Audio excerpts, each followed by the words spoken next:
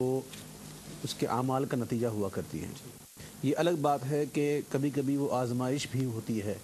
الذی خلق الموت والحیات لیبلوکم ایکم احسن عملا، اللہ تعالیٰ نے زندگی اور موت کو اس لیے بنایا تاکہ وہ دیکھے کون اچھا اعمال کرتا ہے۔ تو یہ جو معاملہ ہمارے ساتھ اس وقت جو درپیش ہے، جو ہمارا ملک جو ہے اس وقت سیلاب زدہ لوگ جو ہیں بڑے پریشان ہیں، گھروں کی چھتیں بھی چلی گئیں، بلکہ گھر ہی چلے گئے، مویشی مال سب ہلاک ہو گئے، اور جو کل تک دینے والے تھے آج لینے والے بن گئے۔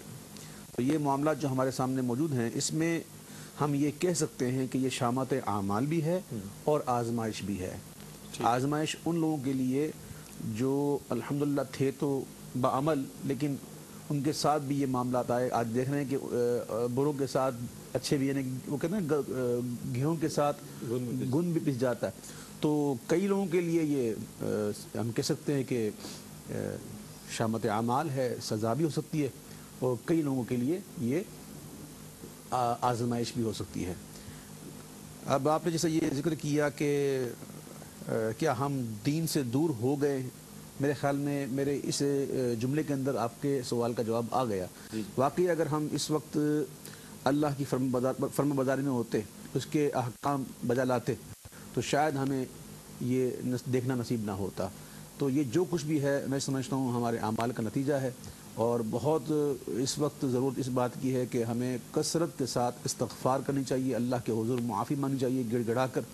ابھی مجھے علم ہوا، میں نے ایک خبر کے حوالے سے مجھے ایک نجی چینل پر میں نے ایک خبر دیکھی کہ 1 ستمبر سے لے کر 10 ستمبر تک ایک اور مونسون کا سلسلہ داخل ہو رہا ہے، اور پھر ایک پڑوسی ممالک سے بھی ہے جو پانی چھوڑ دیا گیا دوبارہ، تو وہ بھی معاملہ آ رہا ہے۔ تو دعا کیجیے اللہ ہمیں مزید تباہی سے بچائے، اور اللہ تعالیٰ ہمارے گناہوں سے درگزر فرمائے۔ اور جیسا کہ آج کا یہ پروگرام بھی جو منعقد کیا، اور بالخصوص آپ نے خصوصی طور پر اسے انعقاد کیا، اس بزم کو سجایا، یہ اسی حوالے سے ہے کہ یہاں ہم بیٹھ کے اللہ کے بارگاہ میں توبہ استغفار کریں گے، دعا کریں گے، اور کوشش کریں گے کہ لوگوں تک وہ باتیں پہنچائیں کہ جس سے ہم ان معاملات سے بچ پائیں اور اپنے اعمال کی بھی اصلاح کر سکیں۔ ٹھیک ہے اویس بھائی، بہت اچھے انداز میں آپ نے جواب نہایت فرمایا۔ شاہ صاحب میں پوچھنا چاہوں گا آپ سے، دعا خشوع و خضوع کے ساتھ مانگنی چاہیے۔ الدعاء مخ العبادہ، دعا عبادات کا مغز ہے، اور وقال ربکم ادعونی استجب لکم، کہ تم مجھے پکارو میں تمہاری پکار کا جواب دوں گا۔ یہ تمام چیزیں ہمارے پیش نظر ہیں، اس کے باوجود دعا میں خشوع و خضوع نظر نہیں آ رہا۔ دعا مانگتے بے دلی سے، اور ایسے مساجد میں ہم دیکھتے ہیں، اجتماعات میں دیکھتے ہیں کہ دعا مانگتے ہوئے ہماری کوشش یہ ہوتی ہے کہ جلد از جلد دعا ختم ہو تو ہم اپنے گھر کا راستہ لیں۔ تو یہ چیز کیوں ہم میں پیدا ہو گئی، جبکہ دعا ہی وہ ایک ہمارا استغاثہ اللہ کی بارگاہ میں پیش ہو رہا ہوتا ہے، ہماری حاجات اللہ کی بارگاہ میں پیش ہو رہی ہوتی ہیں، اور ہم اپنے مقاصد کو اللہ کی بارگاہ میں پیش کر رہے ہوتے ہیں۔ ایسے موقع پر ہم کیوں کر اس میں دلچسپی کا مظاہرہ نہیں کرتے؟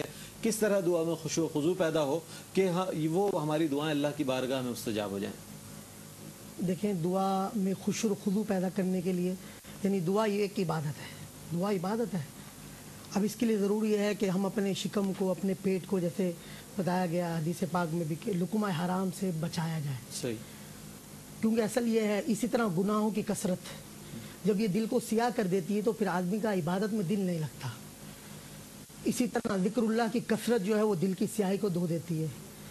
تو اب خشوع و خضوع کے لیے ضروری ہے بالکل کہ ہمیں اللہ اور اس کے رسول نے جو عطا کر دیا اس کو ہم اپنا لیں، جس سے قرآن اور حدیث نے منع کیا اس سے ہم کنارہ کشی اختیار کریں، ان گناہوں سے بچیں۔ اب جیسے نماز کا معاملہ ہے، باوضو رہنے کا معاملہ ہے، اسی طرح اس میں خشوع و خضوع کے لیے آنکھوں کی حفاظت کے بارے میں بزرگوں نے، امام غزالی نے کیمیا سعادت میں جیسے اس پہ زور دیا، جس پہ حدیث بھی ہے کہ فرمایا جب بندہ اپنی آنکھوں کی نگاہ کی حفاظت کرتا ہے تو اللہ رب العزت اس کو ایک ایسا نور عطا کر دیتا ہے جو اس کو عبادت میں لذت عطا کرتا ہے۔ تو حقیقت یہ ہے کہ ہم سر سے پاؤں تک گناہوں میں لتھڑے پڑے ہیں، گناہوں میں بھرے ہوئے ہیں، تو اب ہمارا عبادت میں دل نہیں لگ رہا، اور دعا عبادت ہے تو دعا میں ہمیں مزہ ہی نہیں آ رہا، ایک سکون نہیں مل رہا۔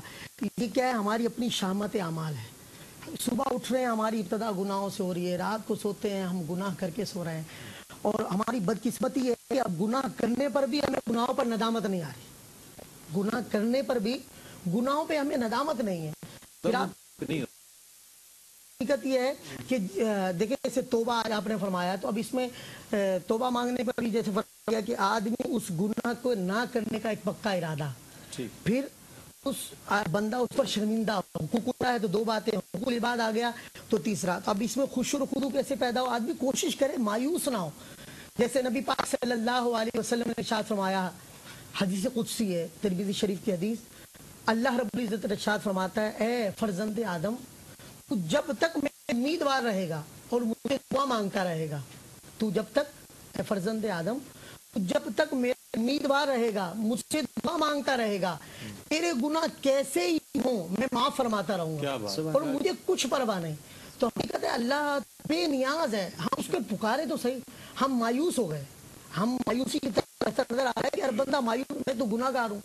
अब ये हदीस हमारी रहनुमाई कर रही है, फर्जंदे आदम, जब तक मेरा उम्मीदवार रहेगा, जब तक तू मेरा मांगता रहेगा, तेरे गुनाह कैसे ही हो मैं माफ करता रहूंगा और मुझे कुछ परवाह नहीं है। तो हकीकत ये है कि अगर हम गुनाहों में लथ गए हैं, गुनाहों में महव भी हो गए हैं, हमें मायूस नहीं होना चाहिए। कुरान ने हमें रहनुमाई दी, ला तक़नतू मिन रहमतिल्लाह। जो अर्ज कर रहे हैं और जो बातें उन्होंने की हैं, इसके ज़िम्न में कुछ अर्ज करूँगा। सबसे पहले तो ये कि आपने ये पूछा कि दुआ में खुशू और खुदू कैसे लाया जाए, आपका सवाल ये। जी। तो बंदा इस चीज़ को समझे कि दुआ है क्या। बिल्कुल, पहले ये मालूम होना चाहिए। जब इस चीज़ का इल्म हमें इदराक होगा कि दुआ क्या है, तो फिर खुशू और खुदू आएगा। ठीक। मुझे गालिबन हज़रत इमाम जाफ़र सादिक़ रज़ियल्लाहु तआला अन्हु का कौल याद आता है, बड़ा ज़बरदस्त कौल है। आप फरमाते हैं कि ए मेरे मौला, मैं तुझसे दुआ इसलिए करता हूँ, ये तेरा हुक्म है। वाह वाह। कि मुझसे मांगो, मुझे पुकारो, मुझसे मांगो, मैं दूंगा। मैं फ़कत इसलिए मांगता हूँ, वरना मैं होता कौन हूँ कि तुझे मशवरा दूँ मेरे लिए ये कर, मेरे लिए वो कर। तो दुआ जब बंदा करता है ना, तो वो उस वक्त रब से हम कलाम होता है। वाह। इस कैफियत को बंदा का समझ ले कि इस वक्त मैं रब से हम कलाम हो रहा हूँ और मैं रब से बात कर रहा हूँ। वाह। जब इस कैफियत को बंदा समझेगा तो खुशू खुजू आ ही जाएगा। और अक्सर ऐसा होता है कि लोग कहते हैं कि दुआएं कबूल नहीं होती। जी। तो दुआएं कबूल ना होने के कई असबाब हैं। नमाज ना पढ़ना, ये भी एक सबब है दुआओं के कबूल ना होने का। अच्छा, नमाज पढ़ता है, हुकूकुल इबाद का लिहाज ना रखे, ठीक, तो भी ये मामलात हैं। अच्छा, हराम कमाई खाता रहे, अपने बच्चों को खिलाता रहे, ये भी असबाब है। तो दुआ कबूल ना होने के असबाब बहुत हैं। लेकिन एक बात याद रखिएगा कि जिसे हम कहते हैं कि दुआ कबूल ना हुई, ऐसा नहीं है। दुआ कबूल होती है। दुआ जो भी मांगो वो कबूल होती है। ये अलग बात है कि उसके असरात, कई दुआओं के असरात दुनिया में जाहिर नहीं किए जाते। ठीक। क़यामत के दिन जब बंदे को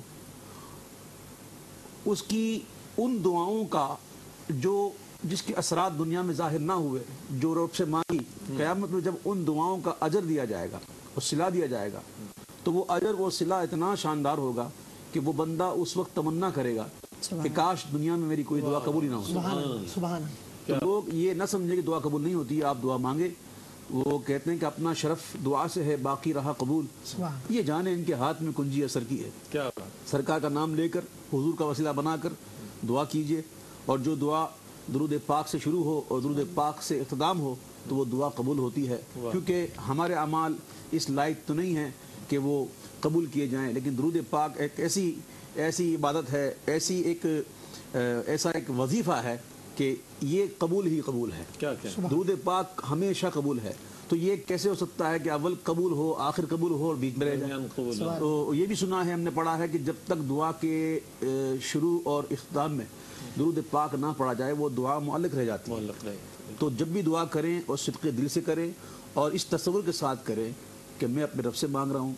मुझे एक बुज़ुर्ग का वाक़या याद आ गया कि वो बुज़ुर्ग आप भी आज भी हयात हैं, उनसे जब भी कहें ना तो दुआ करें तो फ़ौरन हाथ उठा दें। अल्लाह। वो यानी कि इसमें एक देर नहीं लगाते, फ़ौरन दुआ करेंगे। दुआ की और काफ़ी लंबी करेंगे, फिर बंद करें, फिर अगर कोई आएगा तो दुआ कीजिए, फ़ौरन लंबी दुआ नहीं। दुआ के अंदर उनको देखा गया कि इतनी लंबी दुआ करते हैं। तो हमने पूछा, हज़रत ये बात क्या है, इतनी दुआएं? बोला मैं रब से हम कलाम होता हूँ, واہ واہ، مجھے اور کیا چاہیے؟ اور کیا؟ تو یہ ایک ایسا نقطہ ہے جس کو سمجھنے کی ضرورت ہے کہ دعا جب مانگے تو بندہ یہ سوچے کہ خشوع و خضوع کیسے آئے، دعا کو سمجھے دعا ہے کیا۔ واہ واہ، انشاءاللہ جب اس کیفیت کو ہم سمجھ پائیں گے تو انشاءاللہ دعا ضرور کریں گے۔ کیا کہیں گے؟ دعا کو باب اثر سے گزار کر دیکھو، دعا کو باب اثر سے گزار کر دیکھو، در نبی پہ خدا کو پکار کر دیکھو، تم ان سے دور ہو لیکن وہ تم سے دور نہیں، یقین آئے تو ان کو پکار کر دیکھو، یقین آئے تو ان کو پکار کر دیکھو۔ ناظرین گرامی، اس کے ساتھ ہی پروگرام میں شامل کر رہے ہیں نعت رسول مقبول صلی اللہ علیہ وآلہ وسلم۔ یہ کیسے ممکن ہے کہ الحاج اویس رضا قادری صاحب جو کہ عالم اسلام کے ممتاز و محترم معروف و مقبول ثناءخواں ہیں، وہ ہمارے ساتھ موجود ہوں اور ہم ان سے ذکر رسول و انداز نعت نہ سنیں، یہ ممکن نہیں ہے۔ ملتمس ہوں عالم اسلام کے ممتاز و محترم ثناءخواں جناب الحاج محمد اویس رضا قادری صاحب سے کہ بارگاہ رسالت مآب صلی اللہ علیہ وآلہ وسلم میں ہدیہ عقیدت پیش کریں۔ میٹرو ون کے تمام ناظرین اس وقت جو موجود ہیں، دیکھ رہے ہیں، ان سے میں بادب ملتمس ہوں کہ بارگاہ رسالت میں ہدیہ درود پیش کریں۔ اللہم صلی علی سیدنا و مولانا محمد وعلی آل سیدنا و مولانا محمد وبارک وسلم۔ اس موقع پر میں امام اہل سنت اعلیٰ حضرت عظیم المرتبت کا ایک کلام پیش کروں گا۔ غم ہو گئے بے شمار آقا، غم ہو گئے بے شمار آقا، بندہ تیرے نثار آقا،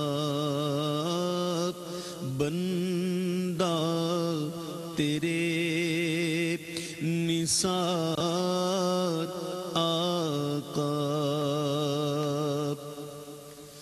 ٹوٹی جاتی ہے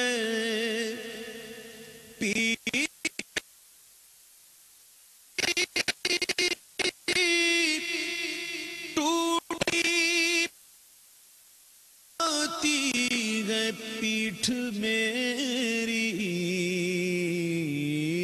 للہ یہ بوجھ اتار آقا، للہ یہ بوجھ اتار آقا، بے عمل ہی کٹی عمر ساری، المدد بوجھ سر پر ہے بھاری، آہ عصیاں سے فرصت ملی نا، المدد تاجدار مدینہ، ٹوٹی جاتی ہے پیٹھ،